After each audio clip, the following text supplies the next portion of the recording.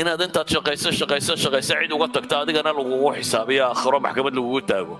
oo lagu idhaa shil walba halkaad ka keentay halkaad ku bixisay iyo inaad ilaahay u dhiibato keebaa kuu roon laakiin inaga agteenna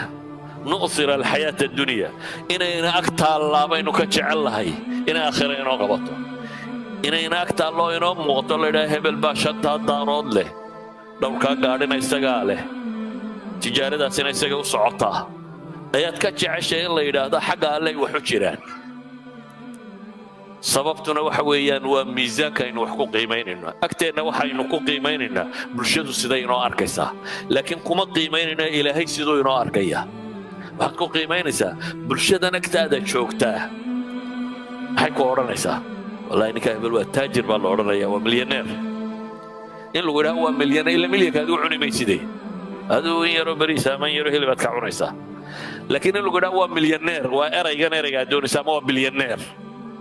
in bilyaneer dunida jooga waxna wuu cunaa meel wuu seexdaa wax ka badan oo ka raacana ma jiro laakiin magacaa ah powerka ah inuu power leeyahay power of purchasing wuxuu doonay inuu iibsan karo isagoo aan iibsanayna xataa laakiin inuu awooddaa leeyahay ayaa ah ammaanta kama dambaysta ee aynu eegaynaa laakiin su-aasha isweydiinta le waxa weeyaan ma waxa bini aadamka agtiisu siduu wax u qiimaynaya inuu wax ku qiimaynaa mise rabbi agtiisa sida wax looga qiimaynayo ma ilaahay agtiisa aad magac ku doonaysaa mise dadka agtiisa